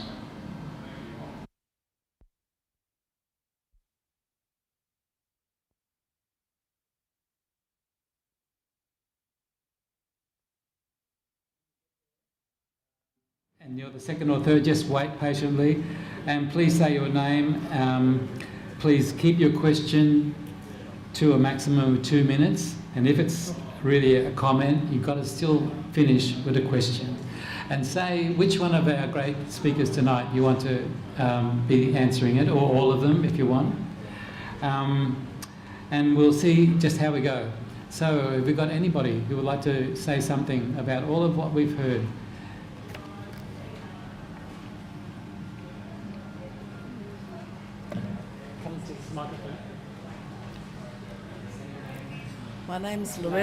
My name is Loretta Picconi, and I volunteer in the social justice area. And congratulations to all the speakers. It's really moving and seems such a critical time. The concern I have is to try and explore more the medical management by the UK government in terms of how Julian is generally handled, and specifically for the ischemic incident that occurred. I say that because having listened to a lot of, enough royal commissions where you can see the side effects of medications. There are medications that can affect the signoid of the heart and compromise someone, and it only takes another condition for a prisoner to then become very vulnerable and can be lethal. In the case, for example, of David Dungay Jr., his death. So I'd encourage either Arthur or David to explore the medical management. You gave the example of the Mendoza, was it? And how finding a means to put pressure on government may actually have a flow-on effect. If there was an opportunity to put pressure on any mismanagement, or as you were suggesting earlier, slow response to what was probably a critical incident, but also his general medical management, just prior to attending court. I'd encourage that no stone be, all stones be turned on those issues. And welcome a comment. You go first. Well, my general position is if you don't know much, don't say much, right? And I think what Julian's situation wasn't clear medically. I mean, I don't think they wanted it to be clear. I don't think the doctors could really see what was going, except by observation. So in terms of commenting, I would say it's more in terms of his civil rights and having access to medicine and having the doctors having access to him is the key thing, really. And the whole thing, his whole life really is cloaked in secrecy, really. And I'm reluctant to say his health was this or that, or the medications were this or that. We don't know what they were, and in that he was said to have a TIA, which is a transient ischemic attack, which is thought to be caused by clusters of platelets blocking blood vessels temporarily, and it's called transient because it goes away in a reasonably short period. A stroke, of course, is when the blockage in the artery persists and it has a long-term effect. If someone has, it would seem that he had a transient ischemic attack. It went for longer than transient ischemic attacks go by definition, and so it was called a stroke. And then it would seem that he got 100% recovery, but again, I haven't seen a neurological report on that. So I'm reluctant to say anything except to say that really this locking people up, not letting them see their lawyers, their doctors or anybody else, and damaging their mental health is not the way anybody should be treated, particularly a journalist. So yes, there's a lot of medical risk. Quantifying it and particularising it and requires more transparency than we've had. So I'd go to the lawyers who would ask about his rights, and perhaps David could talk more about that. It's a great question, but I'm not a mental health expert. I'm not an expert on strokes, but there has been somebody who did consider the evidence and considered all the evidence that was presented and did it in, you would hope, an impartial way, and that's the trial judge. And the trial judge found that there was evidence of a risk to Mr Assange's health if he was to face trial. She actually found Mr Assange's risk of committing suicide if an extradition order were to be made to be substantial. Now, she's heard the evidence, and that was her finding. And she then found that because of that, it would be, and I quote her again, unjust and oppressive by reason of Mr Assange's mental condition to be detained in US prison authorities, so US prison. So the genius, if I can put it that way, in the successful appeal from that was to say, well, it doesn't matter what she found because we have assurances. So all I can point to is the only time somebody independent has reviewed the evidence, they've found that there's a very, very real risk, a substantial risk, yes, to his health and to his life from suicide if he's extradited. I think that's the globally best evidence at the moment. Yeah, my understanding is that Australia is the only place that has hospitals inside prisons. I might stand corrected on that, but I wondered if there was any argument there. Well, I can't speak to that. I think Arthur's observation earlier that your likelihood of getting prompt treatment for a condition like a stroke or another life-threatening illness in a prison system is much, much lower than in the general population. Whether it's an Australian prison, a UK prison or a US prison, you've got many more barriers to health treatment than you do out in release. And one of the many reasons why we should be limiting the number of people we put in jail, including Julian. Okay, Scott, would you like to come? Yeah, thank you. And thanks for the speakers for such strong presentations and for everybody who's put the event together tonight. Thank you all for being here. My question is to David. Penny Wong and Anthony Albanese, you've kind of settled on this holding line a year or so ago that we think this has gone far enough, but it's been very difficult to draw them out on what they're actually doing behind the scenes, if anything. If in the next 3 weeks they do manage to shift Julian very rapidly to the US, I feel like that line is going to become untenable, but what is it that we need to do and what is it going to take to shift them from that very passive, neutral language of, oh, we think it's gone on too long, to action in the way that we saw with David Hicks, where even John Howard eventually, on the strength of a public campaign, was brought along to do something. So what is it that we need to do? Yeah. Well, thanks, Scott, and I want to acknowledge your work. Of course, Scott is a much-loved former Green senator, and I know did significant work when he was in the Senate on Assange's case, and in many ways, I feel like I picked up your work, Scott, so thank you, and I want to acknowledge that work that you did. I think you're right, that line, it's gone on too long, or it's gone on long enough, and it needs to come to an end.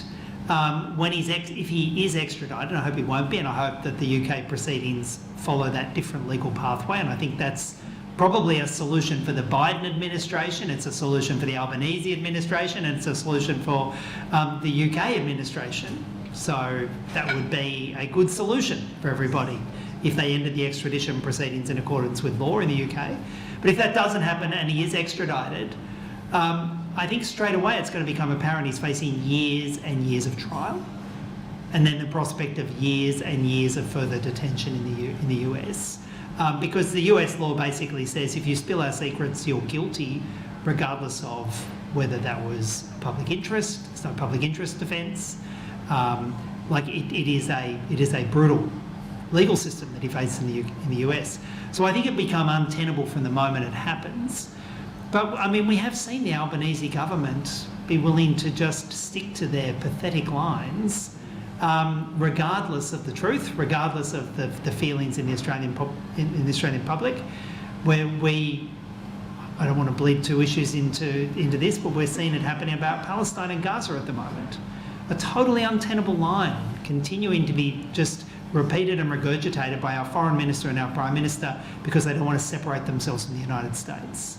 So I think I don't expect a rapid change in their language, but what I do expect is a further unmasking of just how little independence our government thinks it has from the United States on issues like this. And I think that unmasking is going to be a powerful political tool and a tool with the public to force the government to change. But Scott, I would be interested on your thoughts on it as well. My sense is it'll be an unmasking moment, and it'll probably take months to change the government's opinion. But we need to use those months to pressure the government to change its position and actively advocate for his return. Yep. Ian? Yes, my name's Ian Rose. I'm a member of Support Assange and WikiLeaks Coalition. He has to speak louder, that's all. Sorry about that. My name's Ian Rose. I'm a member of the local Sydney community group called Support Assange and WikiLeaks Coalition. Like many of you, we've been fighting this for 14 years now. I just wanted to make a correction for a slip of the tongue. They were rape allegations. Julian was never charged with rape. It was always a smear campaign. I just thought we'd mention that. My question, though, is about, and we all know, as we live in a penal colony ourselves, that the penal system always, if you call out on a particular issue, somebody's health issue, then they'll make that person's life harder. Now, Julian, when he had a stroke, for example, was it the prison system that prevented that information coming out for 9 weeks? If it was the case, what can we do about it? Sounds like a journalist's issue, Mary. Why did it take so long? Yeah. Well, I don't know why it took so long. It was evident when you looked at Julian that there was something terribly wrong, and I'm not a doctor, I'm a journalist, but when one side of your face droops, then the first thing that comes to mind is that you've had a stroke. I have no idea. I think during that time, I recall the family tried to get an independent medical assessment of Julian. I don't know if they were able to achieve that. But the prison system has complete control over you, of course. Yeah. And even when it comes to access to the prisoner, they make it extraordinarily difficult. It took me a very, very long time to get approval to see Julian. And so they frustrate his access to him by family and friends and supporters. And when it comes to his medical treatment, we have no idea what's happening in there. something else happened to Julian during the hearing, the US appeal hearing, which I haven't really shared before publicly. I have discussed it with Kathy Vaughan, because when it happened, I picked up the phone and said, "Kathy, can you see what's happening to him?" So when he moved away from out of shot, you know, then there was a break at some point, court break. So they break for about an hour, everyone goes to lunch.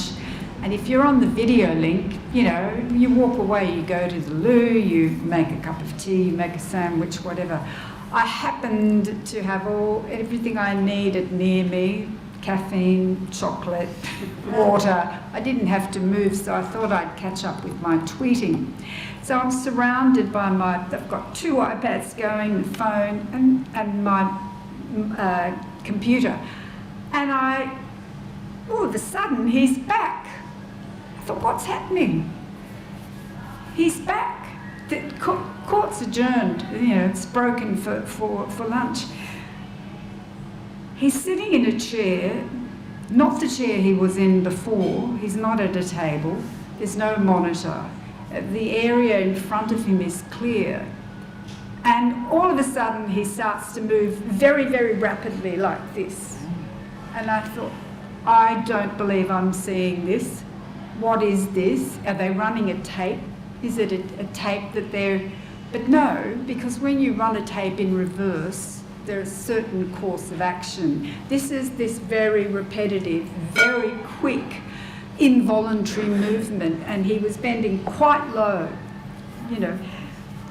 So I was able to raise Kathy, but of course, by the time she got back, he had stopped doing this, but the camera was still on him, so she saw that he was there. I don't know if anyone else saw that he was...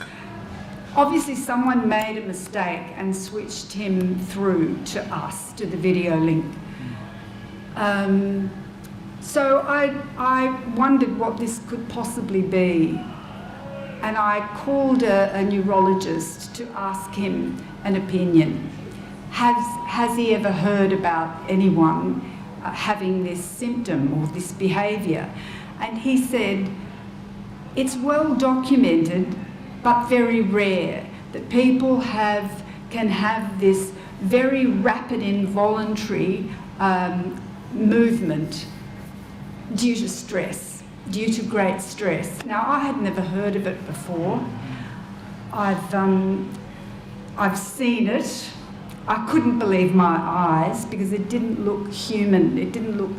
The speed was not something that, you know, we would normally do. Even if, you know, if we're under stress and angry, and it was not it wasn't a controlled action, is what I'm saying. So there are many things that concern me deeply about Julian's state, the state of his health. And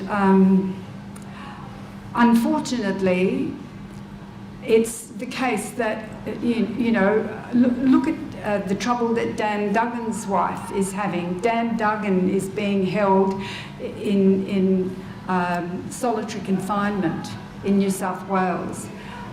This is extraordinary that we treat people as if, I mean, even if you're a convicted terrorist, you still have human rights. You're not supposed to treat people like that.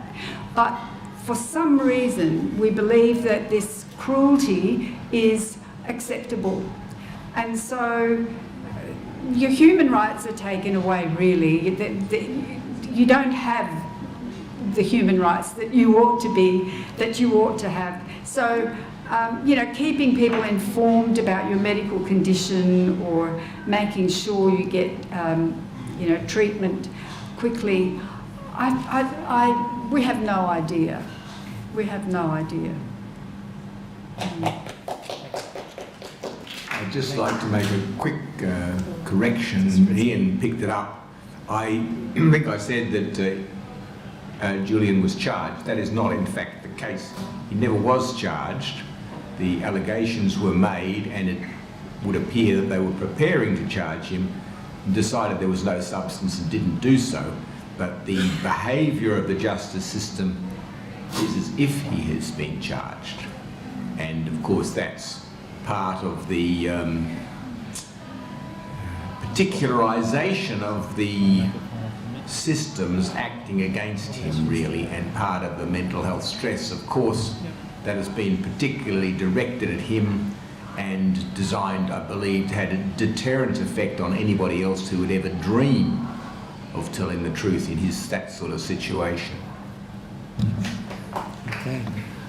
I think we've got two more questions. If you'd like, Tik, if you'd like to go first, and the second one after that, and then we'll have the wrap up from the panel. Thank you, panel. It's very good discussion. We all seem to put a lot of emphasis on the British court system. Now, how much reliance can we have, given that Sunak is trying all his means to overturn the Rwanda situation? I don't know whether you're for. I think there's something more to it. He's trying to not challenge, but put something along the way so that he can still continue to send people to Rwanda. It seems that we rely very much on the goodness of the judge itself. You never know on that day. The other thing, and perhaps Peter or Mary can comment on it. The other thing I want to say is that the last two speakers on the video was quite good. In that, the last speaker, I don't know what's his name, the American guy, he's saying that America, a lot of people are now, not believing its hegemony, and it's thrashing around to get recognized. And given the political climate that the election is coming, all concentration on Biden is on winning the election. And even Albanese and Penny Wong, do you think they are still interested? I don't think so. They are just peddling their little politics. Now, look, I think the guy sums it up very well, the last guy, in that America is trying its best to still re-exert its political hegemony, and they will do all it can to show they are on top. What do you think about that? Thank you. And now the second question, please. And No. Sorry. Oh, Next sorry. gentleman. We'll answer them together. No, you please come.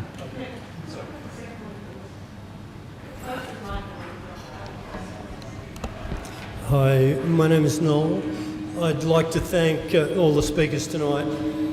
I've been following this for just about as long as it's been going. I've really appreciated the work you've done. I'm amazed that you can all maintain such levelness in your speech when you must be, I'd imagine, boiling inside with anger, as I am, at the absolute abusive process that has been going on through the American government, the British government, the Swedes, the Australian government. There's been an absolute abusive process, as I'm sure you all probably know far better than I do. I really appreciated David's comment before about the need to expose the Australian government's compliance, obedience to the US, to the Five Eyes Alliance. And my question is around how do we further expose that, because I believe, as my T-shirt says, that it is purely a political case, that all the appeals to the or faith in the justice system has been shown to be misplaced. It's been totally abused. So it has to be resolved politically. How do we do that? How do we best apply the pressure that will get Albanese and Wong to change their stance? Thank you. Okay, thank you very much. Back to the panel. Well, I mean, I suppose that's the core issue for the campaign. So I think, thank you for the question. I might try and deal with the two questions together. The reason we continue to engage in the legal proceedings and continue to make representations to Cleverly and continue to do that work, and the reason Jen Robertson and others continue to engage in the court system, is because you've got to give it a red hot go, don't you? And I think if you have a look at what's happening at the moment in the UK, where they're trying to change the law to prevent the courts from looking at individual cases in Rwanda, it goes to show that the government is trying to the UK government is trying to pull the courts out of that analysis, because they're worried the courts might actually come to an independent conclusion when it comes to Rwanda, and the prospect of, I think the quite awful prospect of what would happen to people who were sent to Rwanda. So they don't want the courts to have an independent review, and that's why they were pushing the appeal case in the Assange case to prevent the courts from having an independent review of what will happen to Julian. They don't want that to happen, because we saw from the trial that when they do it, they say actually he shouldn't go. Yeah. So I think we continue to put there's a rationale to continuing to put effort in the legal system, and in fact in many ways the efforts by the UK government to take the courts out of the Rwanda issue is kind of proof that it's worthwhile continuing to put that energy in. But of course you're right too that the answer is ultimately political, and I think the pressure we can put on for Albanese and Penny Wong to actually finally make a clear demand for not just this to end at some point, because it could end by him being imprisoned for 50 years in the US. The pressure, the language we want is he must be returned to Australia as a free citizen of Australia, to go back to his family and be returned free. That's the language we want. But I think we should also recognise that the next 12 months in the US is likely to be a sort of bruising 12 months, and there may well be opportunities in the US to put pressure on the Biden administration to end the extradition. I can't imagine anything worse in an election year, as was said earlier, than trying to put a journalist in jail forever. Can I just add to that, the issue that both of you really were pointing to was that the fact that we are subservient to the United States, we're a sub-imperial state. That's a long-term problem, and I think the only way to turn that around, or attempt to effectively try to turn it around, is to change the balance of power in Parliament. We need more people like David, like Scott, in Parliament who aren't prepared to set aside their humanity, to make decisions about critical issues about us and our fellow human beings on the planet. So until we have more people like that in Parliament, this is what's going to happen. We're going to have to fight these battles constantly. I really do think that's the only thing that can help. We have to think about who we're voting for. I suppose I can only add to what the other two have said as far as the questions are concerned. And your question is, where's power lie and what can be done, in essence? And I suppose I haven't got much time for the legal system here. I think it's mainly a money-making talk fest. But in terms of, it's easier to change something through the legal system than the political system, and get a decision from the legal system which does relate to principles of law.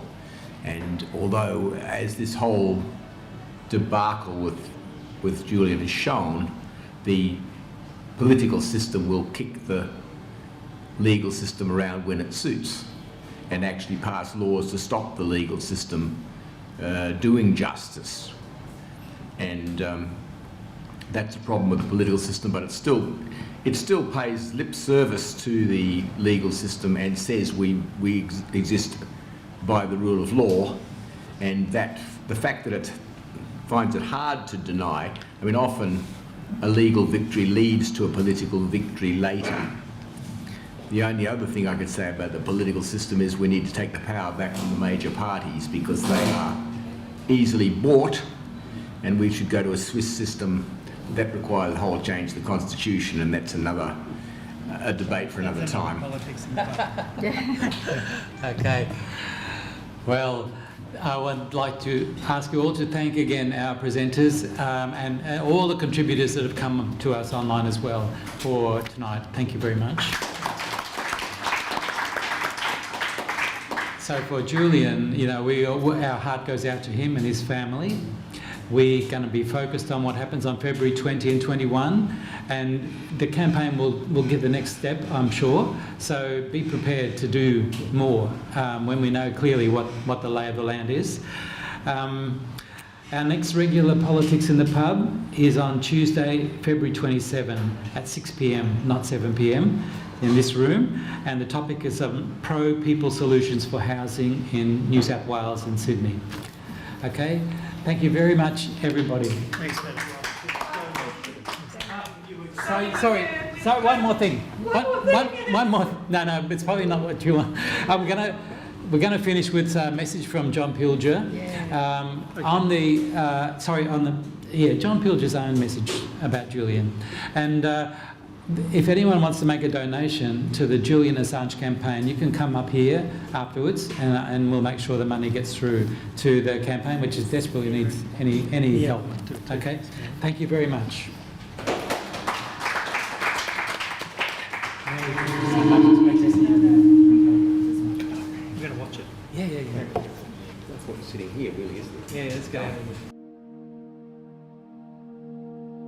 Growing up in Australia, one of the things that was always impressed upon me was that we were a brave country.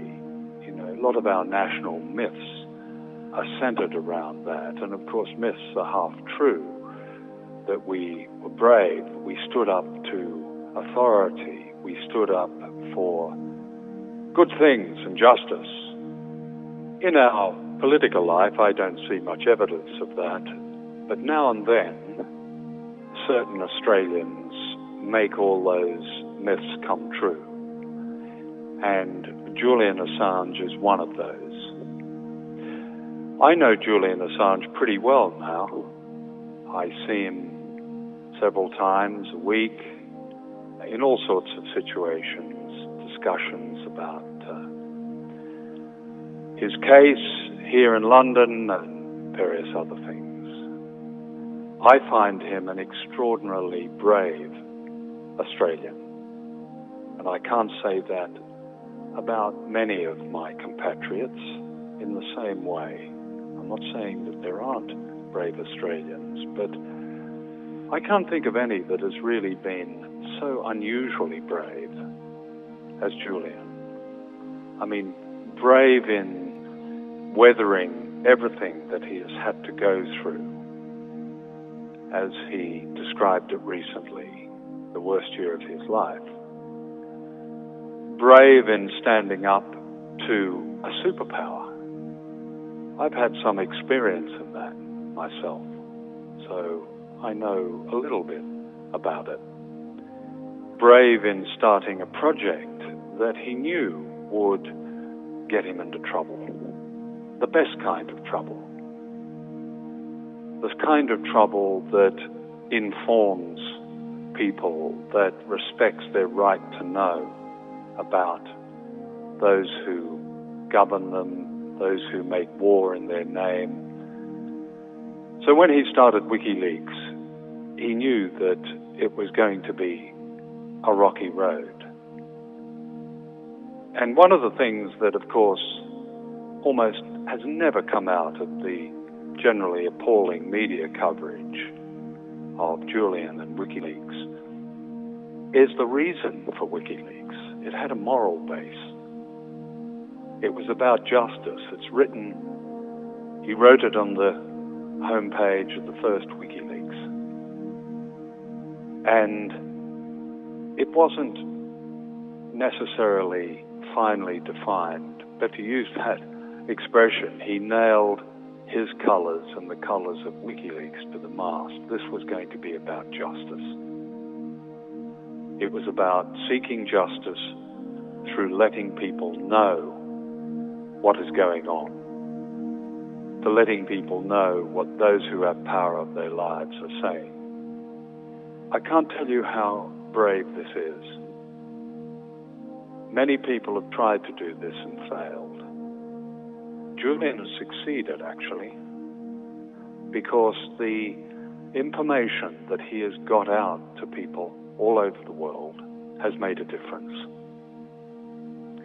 We can't exactly quantify the difference. We don't have to, because information is not necessarily quantifiable. It drips through, it percolates, it gets into people's consciousness, they internalize it, and above all, it gives them the strength and the knowledge and the power to act. And nothing changes in the world without that information, nothing. It has to come first. And he has become an extraordinary provider of that information. He should be, if we regard the place we were born and grew up in as some sort of special thing, I suppose it is. I'm not sure I'm a terribly strong nationalist, but if we are to talk of brave Australians who have given something to the rest of humanity, then Julian is that person. He deserves, at the very least, the support of ordinary people right throughout his country. I know he's getting it, actually, because I helped to arrange a big public event in March in Sydney, and the Sydney Town Hall filled with 2,000 people, 300 were outside. So I know that he's touched that popular nerve, and that Australians do support him, whatever the government does.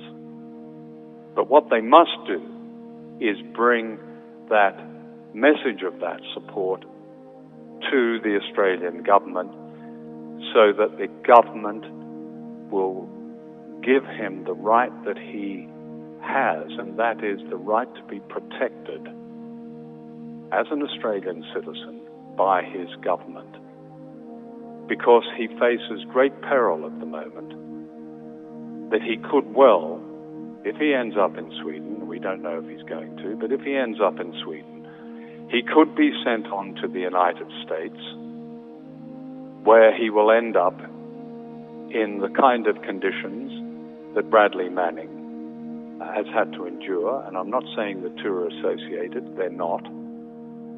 So that prospect awaits him, and it can only be seen off by popular power. People in Australia saying, no, we won't have this. We won't have this happen to our fellow Australian who has served us and the world with such distinction and bravery.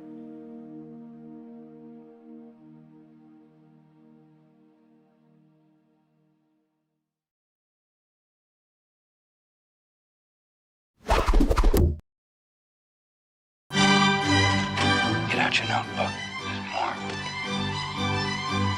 If you are a consumer of independent news, then the first place you should be going to is Consortium News, and please do try to support them when you can. It doesn't have its articles behind a paywall. It's free for everyone. It's one of the best news sites out there, and it's been in the business of independent journalism and adversarial independent journalism for over 2 decades. I hope that with the public's continuing support of Consortium News, it will continue for a very long time to come. Thank you so much.